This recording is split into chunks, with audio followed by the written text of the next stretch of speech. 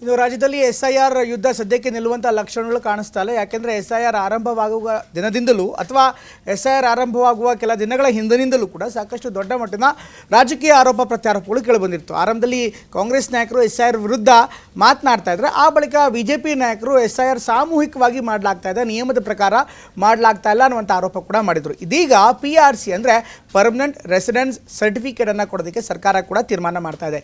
ಇದೇ ವಿಚಾರವಾಗಿ ಈಗ BJP ನಾಯಕರು ಬಾಂಗ್ಲಾದ ಕೆಲ ವಲಸಿಗರನ್ನು ಇಲ್ಲಿ ಪರ್ಮನೆಂಟ್ ಆಗಿ ವಿಳಾಸ ನೀಡೋದಕ್ಕೆ ಕಾಂಗ್ರೆಸ್ ತೀರ್ಮಾನ ಮಾಡಿದೆ, ಅವರಿಗೆ ಬೆಂಬಲವನ್ನು ಕೊಡ್ತಾ ಇದೆ ಅಂತ ಗಂಭೀರ ಆರೋಪವನ್ನು ಮಾಡಿದ್ದಾರೆ. ಇದೇ ವಿಚಾರವಾಗಿ ಕಾಂಗ್ರೆಸ್ ನಾಯಕರು ಕೂಡ ಮಾತನಾಡಿದ್ದಾರೆ. ಇವತ್ತಿನ SIR ಅಪ್ಡೇಟ್ಸ್ ಏನಿದೆ ನೋಡೋಣ.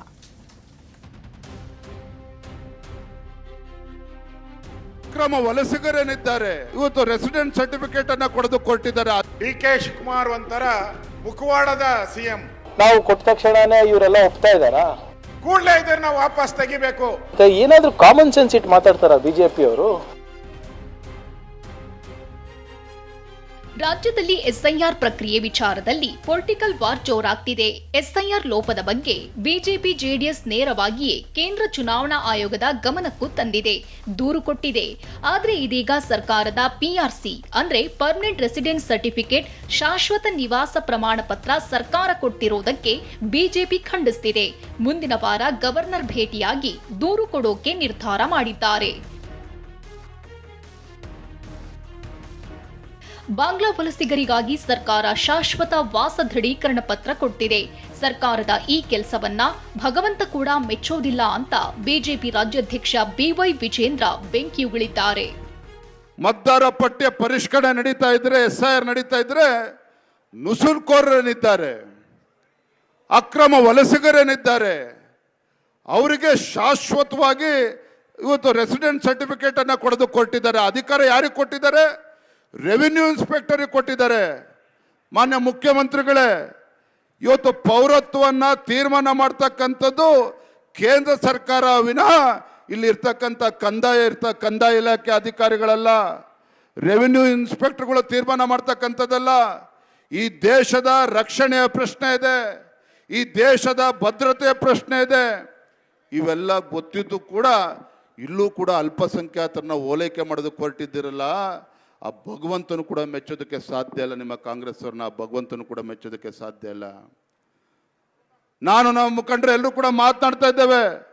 ಮುಂದಿನ ವಾರ ರಾಜ್ಯಪಾಲರನ್ನ ಭೇಟಿ ಮಾಡಿ ಈ ಅಯೋಗ್ಯತೆ ಕಾಂಗ್ರೆಸ್ ಸರ್ಕಾರ ಇವತ್ತೇನು ನುಸುಳುಕೋರರಿಗೂ ಕೂಡ ಇವತ್ತು ಸರ್ಟಿಫಿಕೇಟ್ ಕೊಡೋದಕ್ಕೆ ಹೊರಟಿದ್ದಾರೆ, ಇದಕ್ಕೆ ಅವಕಾಶನ ಕೊಡಬಾರ್ದು ಅಂತೇಳಿ ರಾಜ್ಯಪಾಲರನ್ನು ಕೂಡ ನಾವು ಭೇಟಿ ಮಾಡೋರಿದ್ದೇವೆ. ಬಾಂಗ್ಲಾದೇಶದವರ ಮತ ಕೈತಪ್ಪಿ ಹೋಗಬಾರ್ದೆಂದು ಶಾಶ್ವತ ಪ್ರಮಾಣ ಪತ್ರ ಕೊಟ್ಟಿದ್ದಾರೆ ಅಂತ ಮೈಸೂರಿನ ಕಾಯಕ ಸಮುದಾಯಗಳ ಸಮಾವೇಶದಲ್ಲಿ ವಿಪಕ್ಷ ನಾಯಕ ಆರ್ ಅಶೋಕ್ ರೋಷಾವೇಶಗೊಂಡ್ರು. DK ಶಿವಕುಮಾರ್ ಒಂಥರ ಮುಖವಾಡದ CM. ಮುಖವಾಡ, ನೀವು ಅವರ ಹಣೆ ನೋಡಿ, ವಿಭೂತಿ ನಾಮ ನಾವು ಹಾಕಲ್ಲ, ಅಷ್ಟು ನಾಮ ಊರವ್ರಿಗೆಲ್ಲ ನಾಮ ಹಾಕ್ತಾರೆ ಬಿಡಿ, ಅದೆಲ್ಲ ರಾಜ್ಯಕ್ಕೆ ನಾಮ ಹಾಕುವಂತ ವ್ಯಕ್ತಿ. ಹಣೆ ತುಂಬ ವಿಭೂತಿ, ಹೃದಯದ ತುಂಬ ಪ್ರೀತಿ, ಬಾಂಗ್ಲಾದೇಶದವ್ರಿಗೆ ಅಲ್ಪಸಂಖ್ಯಾತರ ಪ್ರೀತಿ ಇರುವಂಥ ವ್ಯಕ್ತಿ. ಶಾಶ್ವತ ಅಂದರೆ ಏನು?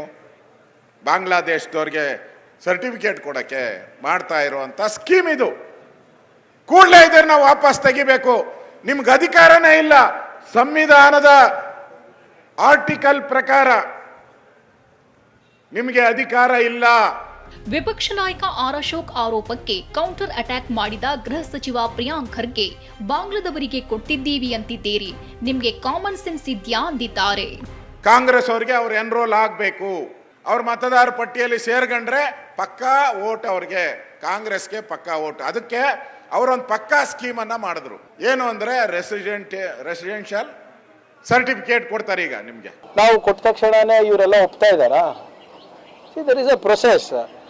ಈಗ ಇದಕ್ಕೆ ನಾವು ಇಲ್ಲಿಗಲ್ ಇಮಿಗ್ರೆಂಟ್ಸ್ ಮಾಡ್ತಾ ಇದೀವಿ, ಬಾಂಗ್ಲಾದೇಶಿಗೆ ಕೊಡ್ತಾ ಇದೀವಿ, ಏನಾದ್ರೂ ಕಾಮನ್ ಸೆನ್ಸ್ ಇಟ್ಟು ಮಾತಾಡ್ತಾರ BJP ಅವರು? ಮೊನ್ನೆನೂ ಕೂಡ ಹೇಳಿದ್ದೀನಿ. ಪಶ್ಚಿಮ ಬಂಗಾಳದಲ್ಲಿ ಜನ ಹೇಗೆ ಬುದ್ಧಿ ಕಲಿಸಿದ್ರೋ ಹಾಗೆ ರಾಜ್ಯದಲ್ಲಿ ಸರ್ಕಾರಕ್ಕೆ ಬುದ್ಧಿ ಕಲಿಸ್ತಾರೆ ಅಂತ ಶಾಸಕ ಜನಾರ್ದನ್ ರೆಡ್ಡಿ ಕಿಡಿಕಾರಿದ್ರು. ಪಶ್ಚಿಮ ಬಂಗಾಳದಲ್ಲಿ ಯಾವ ರೀತಿ ಬುದ್ಧಿ ಕಲಿಸಿದ್ದಾರೋ ಇದೇ ರೀತಿ ಇವರು ಹೀಗೆ ಮುಂದೆ ಬರೆದ್ರೆ, ಈ ರೀತಿ ಅಂದರೆ ಈ ನುಸುಳುಕೋರರ ಪರವಾಗಿ. ವಿಜಯಪುರದಲ್ಲಿ ಎಸ್ಐಆರ್ ವಿಚಾರದಲ್ಲಿ ಗಲಾಟೆ ನಡೆದಿದೆ. ಶಾಸಕ ಯತ್ನಾಳ್ ಬೆಂಬಲಿಗರು ಹಾಗೂ ಕಾಂಗ್ರೆಸ್ ನಾಯಕರ ನಡುವೆ ವಾಗ್ವಾದವಾಗಿದೆ. ಕೌಜಲಗಿ ತಾಂಡಾದಲ್ಲಿ ಸರ್ಕಾರಿ ಅಧಿಕಾರಿಗಳಿಗೆ ಕಾಂಗ್ರೆಸ್ ಕಾರ್ಯಕರ್ತರು ಧಮಕಿ ಹಾಕ್ತಿದ್ದಾರೆ ಎಂದು ಗಲಾಟೆಯಾಗಿದೆ. ಶಾಸಕ ಯತ್ನಾಳ್ ಬೆಂಬಲಿಗರು ಖಂಡಿಸಿದ್ದಾರೆ. ಅಧಿಕಾರಿಗಳಿಂದ ಸಮಜಾಯಿಷಿ ಬಳಿಕ ಪರಿಸ್ಥಿತಿ ಶಾಂತವಾಗಿದೆ. Bureau report ಟಿವಿ9.